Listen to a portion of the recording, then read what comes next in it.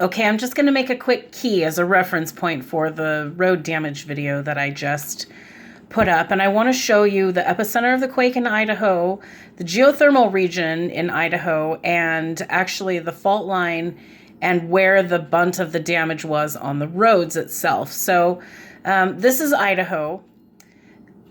I'm here. I took this road all the way up here. So 55 intersects into 95 north. Right about here at New Meadows, you turn off and you come up here.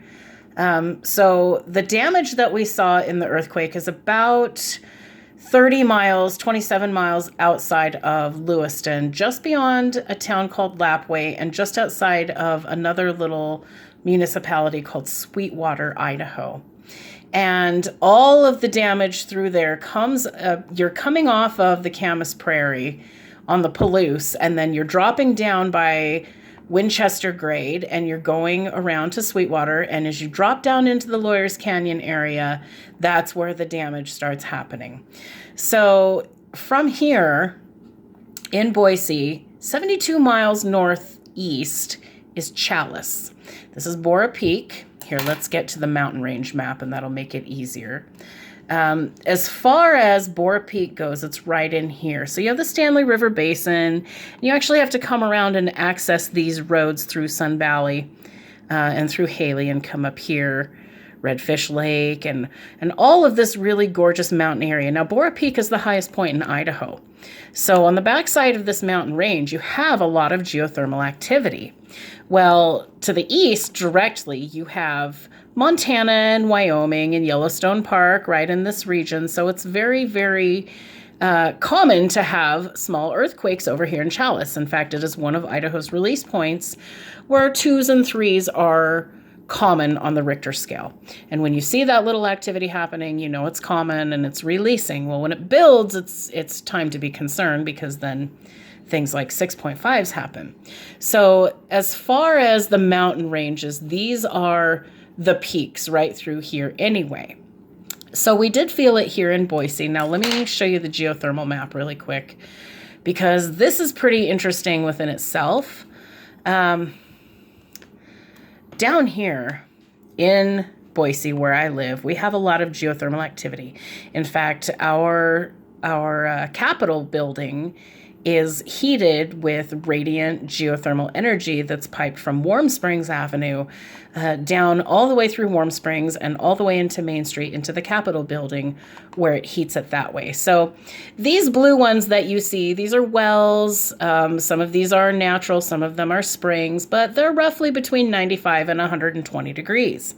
These red ones that you see, those are in the 300 and 400 degree range, so you wouldn't want to tap into that for any reason. But a lot of the wells exploratorily dug over here were dug by Phillips Conoco just to test the geothermalness of the region. So again, you have Montana, you have Wyoming, you have Yellowstone Park over in here. But as far as Idaho goes, some of the most northern geothermal activity in itself up in here, the mountain ranges, they break off here, but you also have like the Bitterroot fault line that runs through here. So I have been to the northernmost hot springs. That is called Red River Hot Springs, if you want to look that up.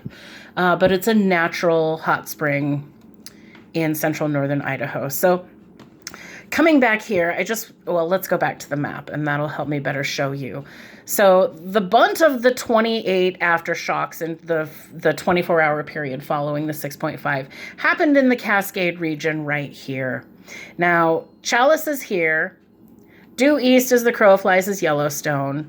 But right here, interestingly, is Pocatello, Idaho. Due south of that is Salt Lake City.